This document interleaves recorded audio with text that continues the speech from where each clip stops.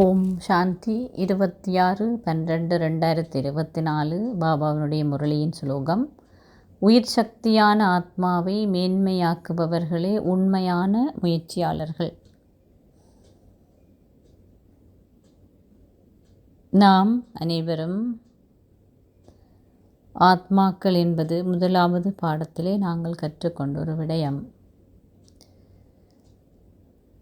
ஆனால் இந்த ஞான வாழ்க்கையிலே அல்லது படித்து கொண்டு போகின்ற காலப்பகுதியிலேயே சில நேரங்களில் அந்த இலட்சியத்தை பற்றி அல்லது நாம் ஒரு ஆத்மா என்பதை பற்றிய இலக்கை மறந்து, முக்கியமான அந்த விடயத்தை மறந்து எங்களுடைய விடயங்கள் வேறு வகையில் திசை திரும்புகின்றது. நான் படிக்க அல்லது பாபாவுடைய நினைவிலே அதிகரிக்க நிறைய விடயங்கள் எங்களுக்கு பௌதிகமாக நடக்கும். அது ஏதாவது பௌதிகமான செல்வ அதிகரிப்போ, பதவியில் அதிகரிப்போ, வசதி வாய்ப்புகள் அதிகரிப்போ, எதுவாக இருந்தாலும் அப்பொழுது எங்களுடைய அந்த ஆத்மாவினுடைய சக்தியை அதிகரிக்க வேண்டும். அதனை நாங்கள் இன்னமும் மேன்மைப்படுத்த வேண்டும். அதனை தெய்வீக குணங்களாலே நிறைந்தவர்களாக ஆக்க வேண்டும். அதுதான் இந்த ராஜீவ் கல்வியினுடைய இலக்கு என்பது மறந்து விடுகிறது. பதிலாக சைட் ட்ராக், அதாவது போக வேண்டிய பாதையிலே மாறி பக்கத்து பாதையை நோக்கி நாங்கள் சென்று கொண்டிருப்போம். வெகு தூரம் அதில் சென்ற பிறகுதான் எங்களுக்கு ஒரு புரிந்துணர்வு வருகின்றது. நான் தவறி வந்த பாதையை மறந்து விட்டேன், உண்மையான இலட்சியத்துக்கு பதிலாக வேறு நோக்கத்தில் சென்று கொண்டிருக்கின்றேன் என்பது தெளிவாகின்றது. அதன் பிறகுதான் சிலர் இந்த முயற்சியை செய்கின்றார்கள். ஆனால் எப்படி இந்த அர்ஜுனனுக்கு நாம் பார்க்கின்றோம், இந்த கதையிலே அர்ஜுனனுக்கு அம்பையை சொல்லும் பொழுது அந்த பறவையினுடைய கண்ணுக்குள் மட்டும்தான் அப்பொழுதுமே குறியிருந்தது. மற்ற எல்லாருமே மிகவும் கட்டிக்காரர்களாக வித்தையிலே வல்லுநர்களாக இருந்தாலும் கூட அர்ஜுனனை போல இலட்சியத்திலே குறிவைத்தவர்களாக மற்றவர்கள் இருக்கவில்லை. அதனால்தான் அவர்களால் அந்த பறவையின் கண்ணை நோக்கி அந்த அம்பை எய்ய முடியாமல் போய்விட்டது. பதிலாக அவர்களுடைய அம்பு மற்ற இடங்கள் எல்லாத்தையுமே சென்றது என்று நாம் இந்த மகாபாரதத்தில் ஒரு பகுதியில் பார்த்துருக்கோம்.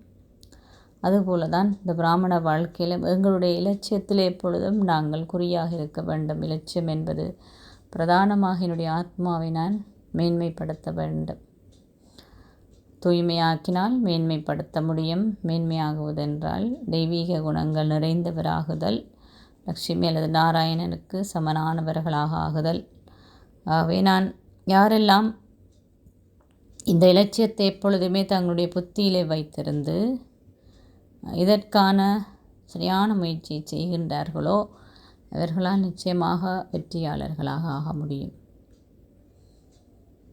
ஆகவே நாம் எப்பொழுதும் நான் ஒரு ஆத்மா என்பதனை அனுபவம் செய்வதற்கு தான் பாபா எங்களுக்கு பல வகையான சுயமரியாதை கருத்துக்களை கூட கொடுத்திருக்கிறார்.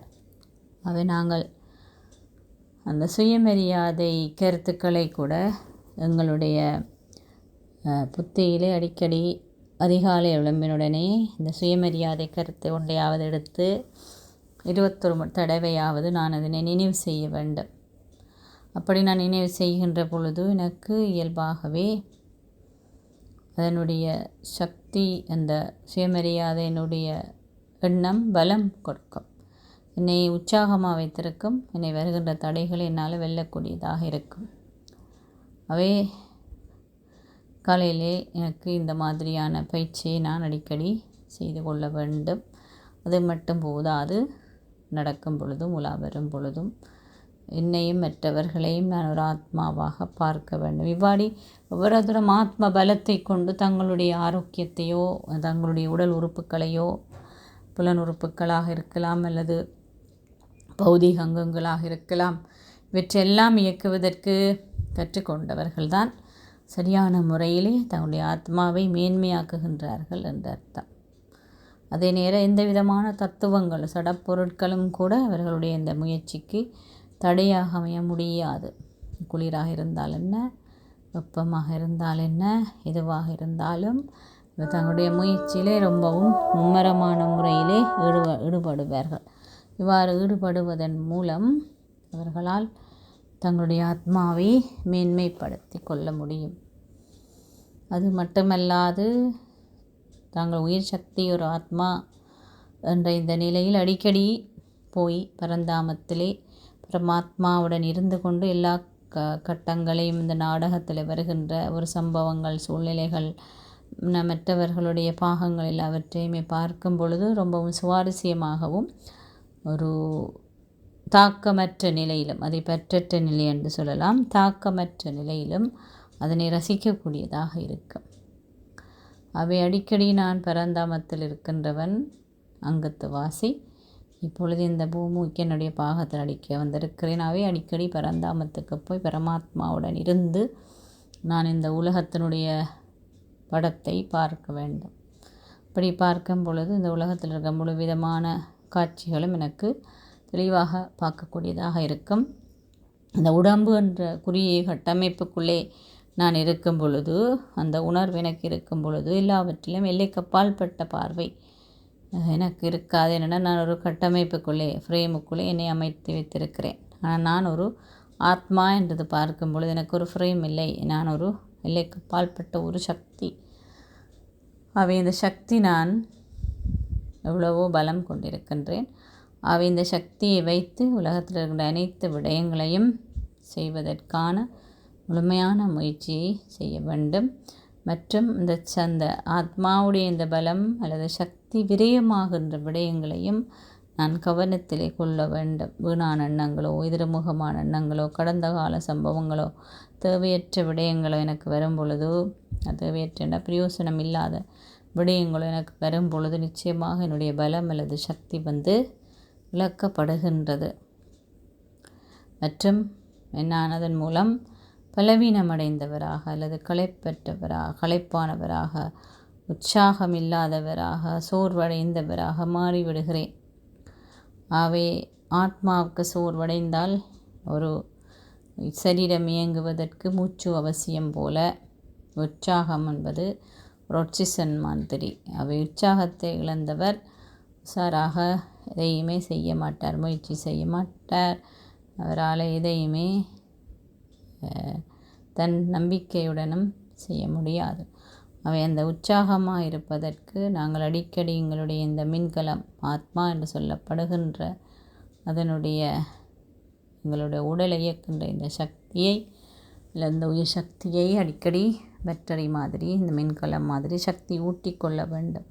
எப்பொழுதுமே ஆக்கபூர்வமான எண்ணங்களும் மற்றும் ஞானத்தினுடைய பலம், ஞான கருத்துக்களை சிந்திப்பதன் மூலம், அதனை கிரகித்து கொள்வதன் மூலமும், அதனுடைய ஆழமான அனுபவத்திலே மூழ்குவதன் மூலமும் என்னாலே இந்த பலத்தை பெற்றுக்கொள்ள முடியும். அவை நான் என்னுடைய ஆத்மாவை மேன்மையாக்க வேண்டும் என்ற ஒரு தீவிரமான ஆசை எனக்கு இருக்கும் பொழுது அதற்கு முக்கியத்துவத்தை நான் கொடுப்பேன்.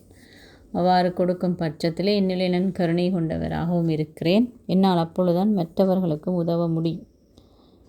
தனக்கு உதவி செய்கின்றவரால் தான் மற்றவருக்கு உதவ முடியும். தன்னை சரியான முறையில் பராமரித்து கொள்வார் அவர். இப்பொழுது உயிர் சக்திக்கு என்னென்னெல்லாம் தேவையோ அதற்கேற்ற மாதிரி அந்த பலத்தை அதிகாலையிலே ஊற்றிக்கொள்வது மட்டுமல்லாமல் மற்றும் பலருக்கும் அந்த பலத்தின் மூலம் உதவி செய்யக்கூடியதாகவும் இருக்கும். அதிகளவு நாம் கொடுக்கும் பொழுது மனதின் மூலமாக அது அதிகளவு எங்களுடைய ஆத்மாக்குள்ளே இன்னும் நிரம்பும்.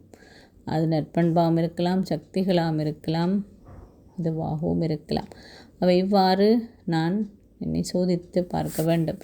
இன்று இந்த ஆத்மாவை மேன்மைப்படுத்துவதற்காக என்னென்ன விடயங்களை எல்லாம் நான் செய்தேன், எவ்வளவு நேரம் நான் செய்தேன். இவ்வாறு சோதிப்பதன் மூலம் எவ்வளோ தூரம் என்னுடைய ஆத்மாவுக்கான முன்னேற்றத்துக்கு அல்லது மேன்மைப்படுத்துவதற்கு நான் நேரத்தை செலவழிக்கிறேன் அல்லது கவனம் செலுத்துகிறேன் என்பது எனக்கே புலப்படும். ஆகவே நாங்களும் இவ்வாறு செய்வதன் மூலம் ஒரு சக்தி வாய்ந்த அல்லது ஒரு மேன்மையான ஒரு முயற்சியாளனாக ஆக முடியும். ஓம் சாந்தி.